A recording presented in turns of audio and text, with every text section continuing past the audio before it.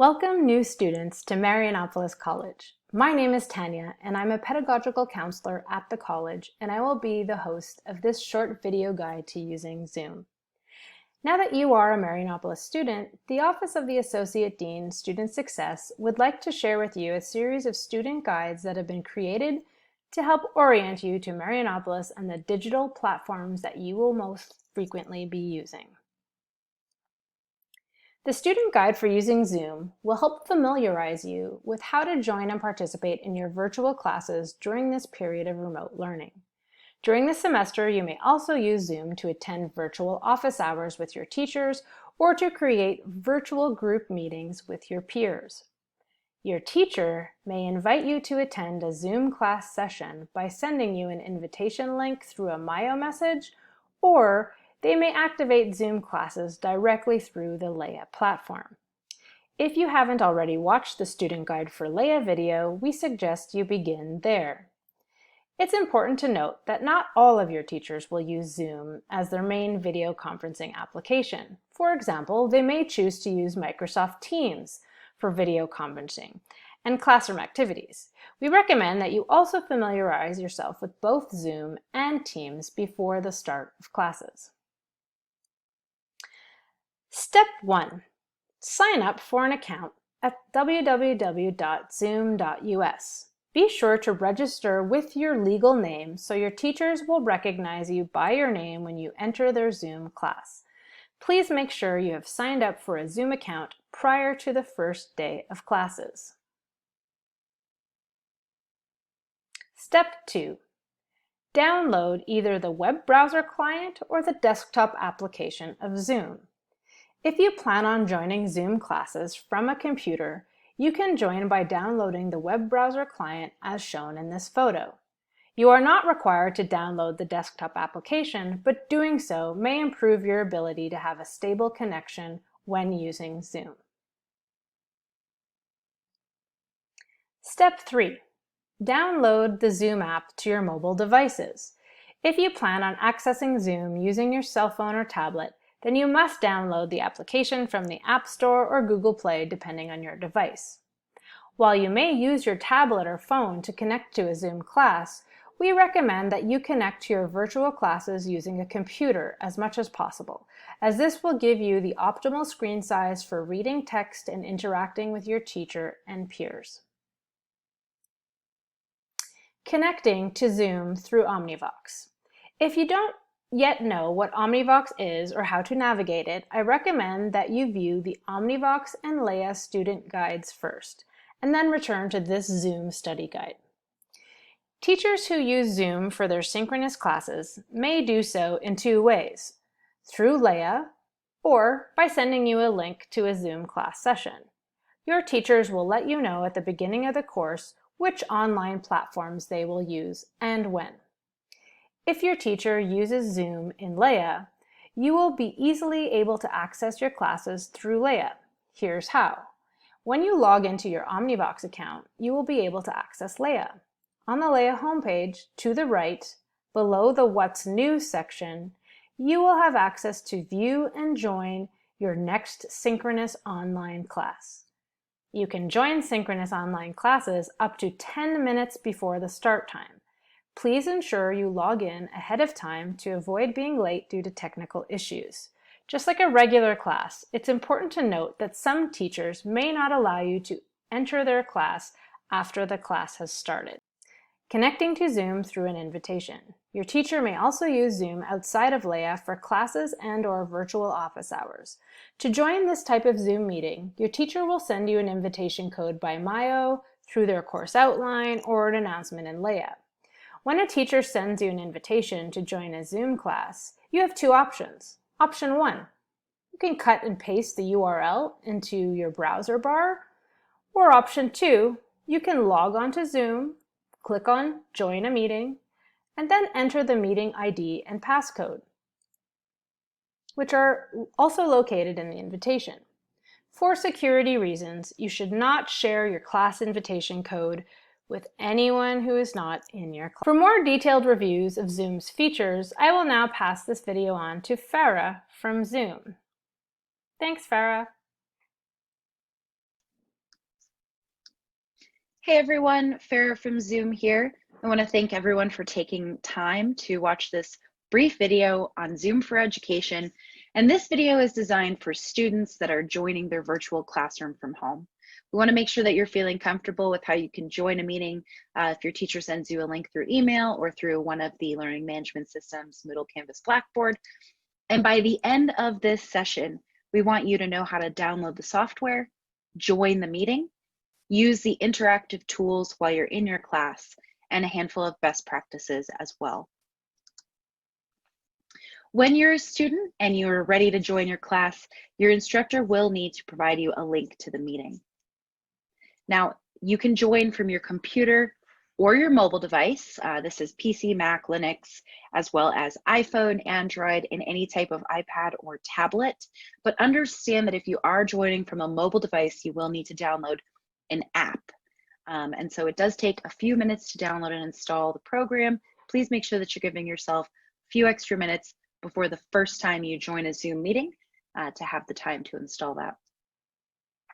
You're going to need to find the information for your class. This could come from your instructor as an instant message. It might be sent out to you in an email.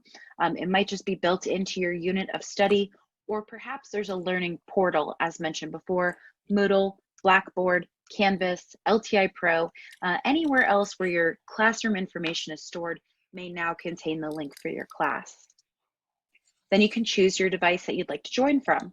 iPad and tablets, as mentioned, you can go to iTunes or Google Play to download the app for that. And then of course through a PC, Mac, Linux, we will recommend computers will probably be slightly better for a classroom experience, just because the screen is large enough that if you're having to read through information for a long period of time, you won't be straining your eyes. And when you're connecting, for the best experience, make sure that you leverage the in-meeting chat so you can ask questions of your classmates and the instructor. If your instructor has turned on nonverbal gestures, which we'll show you in a moment, you can give a thumbs up, a thumbs down. You can ask them to go slower or faster with the content, and you can even raise your hand virtually to ask a question as well. And screen share. If you get called on, we have a screen share button built directly in the program so you can seamlessly share your screen, what you're seeing, things you've worked on, projects, etc. Your instructors might also leverage polling to give you a pop quiz, or breakout rooms to put you in a smaller class or group within your main session. Now, the first time you go to click that link, you're going to get a pop-up, and Zoom is going to try to automatically download that software. You'll see that happening here. No action should be needed. It should just download and launch the program within about 30 to 60 seconds. If you don't see that happening, you can click here to manually download the file. Again, it's only required that you download this program one time, and then Zoom will launch every time you go to click the link in the future. If there's no option for you to download on the particular machine that you're on, you can start the meeting from the browser. However, there are some feature restrictions when you join from the web. So we'll recommend that you don't join via the web unless absolutely necessary. Then your meeting will launch. When you launch, this is the view you're going to see before people turn their cameras on. And in the lower left-hand corner, you'll see the audio option here. The microphone icon will allow you to mute and unmute your audio, as well as give you audio settings with the up arrow, where you can select the speaker or microphone that you're using from something built in, or perhaps a headset that you have plugged in. And you can also test your microphone and speakers prior to engaging with your class here. You'll see the video icon as well will allow you to start and stop your camera. Of course, we're going to recommend that you leave your camera on because it'll simulate being live in the classroom with your classmates. And you can use the up arrow here for video settings, which will also allow you to select whether you're going to use a built-in camera or an additional camera if you happen to have one at home. And it also will allow you to select a few additional video settings. This will give you a pop-up. You'll see video settings on the left-hand side and a test capture of what you look like currently. You'll be able to touch up your appearance, mirror the video on your screen, and you'll even be able to expand the view of up to 49 of your classmates within gallery view if you'd like. Along the left-hand menu, you can also select virtual background, which will allow you to simulate something behind you. So in case you are at home and maybe you don't have a background that you want your classmates to see, you can load an image here using the plus sign. Zoom will build in 3 images that you'll see up top, but you can load an image so you can make it look like a class, you can make it look like an office. You can get creative with it as well and put in a beach or a boardwalk. And I've even seen students, if you do have a presentation coming up, you can save each of the files of your presentation as a picture and load those so that you can go through your presentation behind you as you're presenting. You may need a green screen depending on what type of computer you have, but as long as you've downloaded the latest version of Zoom, you may also be able to have virtual background without a green screen as well. You can invite participants within your school or within your class by clicking this button. The participants button immediately to the right of that allows you to view the rest of the classmates that are in this particular session. By clicking the button, you'll get a pop-up that will always show your name at the top, followed by the host, and then a list of your classmates alphabetically going down. This is where you can see who's muted and unmuted, who has their camera on or off. And if any of your classmates do unmute themselves, they'll go to the top of the list. So everyone will be able to identify where any background noise is coming from. And this is also where you'll be able to find those non-verbal feedback cues. So you can virtually raise your hand. You can say yes or no if the teacher asks a question. You can ask them to go faster or go slower if you need a little more time to write your notes down. And more options will give you a handful of other things that you can say virtually without having to unmute yourself. Sharing screen, again, this is designed to be a seamless experience. So if your teacher calls on you and asks you to present, you can click this green button to then share your full desktop or a particular program like a PowerPoint, a Word document, or a web browser. If you want to chat with your classmates and your instructor, you can double click the chat button to pop it open, where you should be able to chat directly with the entire class or use the drop down to chat privately with your teacher if you want to direct a question at them as well. And your teacher will be able to share files with you. So if there's a syllabus, if there's a homework assignment, if there's an update, that can be shared directly through the chat where you can download this file as well. Last but not least, there is a record button built in, but it's important to note that only your instructor will be able to record.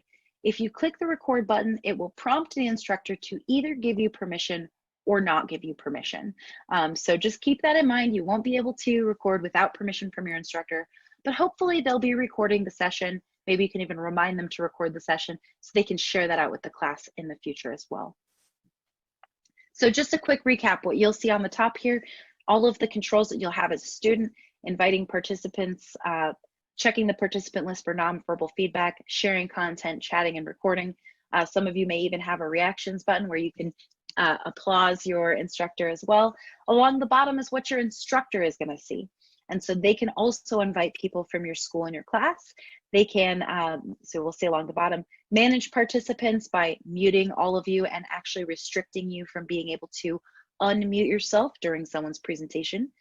They have the opportunity to launch a poll, which is a quick survey or perhaps a pop quiz. They'll also be able to not only share content, but also restrict the share settings to take away the access for you to share when someone else is sharing. They can also chat with you. They can also save the entire chat of everything that's been sent as a text file for their own records. And as mentioned, they can record locally or to the cloud so that they can share that file out with you later on.